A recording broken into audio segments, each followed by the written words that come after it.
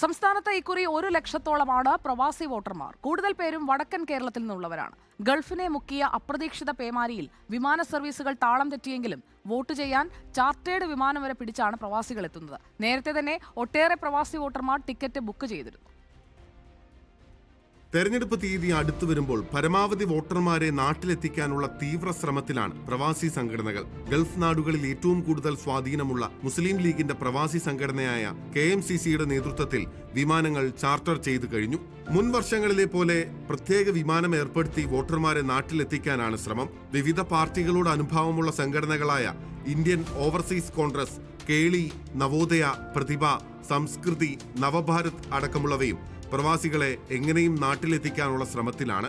ഞങ്ങൾ ദുരിതം അനുഭവിക്കുന്നതിന്റെ ഇടയിൽ കൂടി ഫ്ലൈറ്റോ ഒന്നുമില്ലാതെ ആ സമയത്ത് പോലും മോഡിക്കെതിരെ ഒരു വോട്ട് ചെയ്യാൻ വേണ്ടി ഇവിടെ എത്തിയ ഒരു പ്രവാസിയാണ് ഞാൻ. തുച്ഛമായ ശമ്പളം കിട്ടുന്ന പ്രവാസികളടക്കം ഈ തെരഞ്ഞെടുപ്പിന് വോട്ട് വിനിയോഗിക്കാൻ വേണ്ടി അവർ കഴിയാവുന്ന പ്രവാസികൾ നാട്ടിലേക്ക് തിരിക്കുന്നുണ്ട്. കാരണം കേന്ദ്ര സംസ്ഥാന സർക്കാരുകൾ പ്രവാസികളോട് കാണിക്കുന്ന അവഗണനയ്ക്കെതിരെ അവരുടെ സമ്മതിദാനാവകാശം വിനിയോഗിക്കാൻ വേണ്ടി കൂടിയാണ്. 35,793 പേരാണ് കോഴിക്കോട്ടെ പ്രവാസി വോട്ടർമാർ. തൊട്ടുപിന്നിൽ മലപ്പുറമാണ് 15,121. കണ്ണൂരിൽ 13,875 പ്രവാസി വോട്ടർമാരുണ്ട്. ഏറ്റവും കുറവ് പ്രവാസി വോട്ടുകൾ ഇടുക്കിയിലാണ്.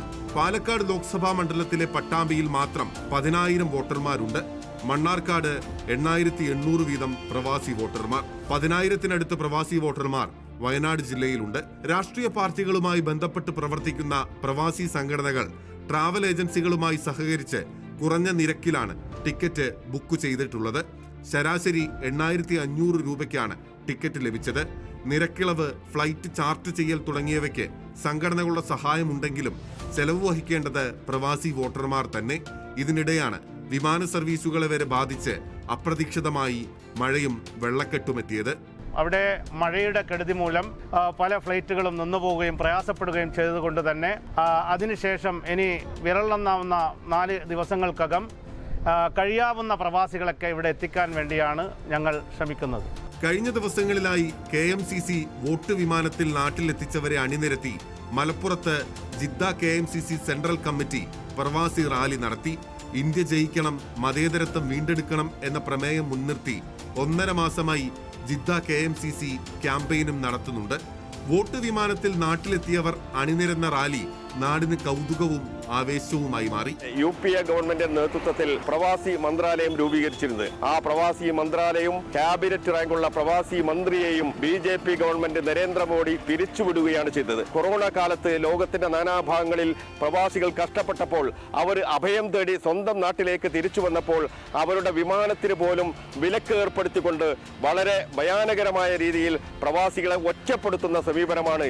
കോവിഡ് വൈറസ് വാഹകർ എന്നാണ് അന്ന് കേരള ഗവൺമെന്റ് പ്രവാസികളെ വിളിച്ചത്. സ്ഥാനാർത്ഥികൾ ഗൾഫ് നാടുകളിൽ പോയി പ്രവാസികളോട് നേരിട്ട് വോട്ട് അഭ്യർത്ഥിച്ചിരുന്നു.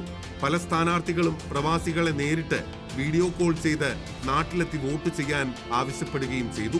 നാട്ടിലെത്താൻ കഴിയാത്ത വോട്ടർമാരുടെ വോട്ട് പലയിടങ്ങളിലായി കള്ളവോട്ടായി രേഖപ്പെടുത്തിയതിന്റെ കോലാഹലങ്ങൾ എല്ലാ തെരഞ്ഞെടുപ്പിലും ഉയർന്നു കേൾക്കുന്നതാണ്. ഇതൊഴിവാക്കാൻ പരമാവധി വോട്ടർമാരെ നാട്ടിലെത്തിക്കാനുള്ള ശ്രമം മുന്നണികൾ തുടരുകയാണ്. Election desk reporter.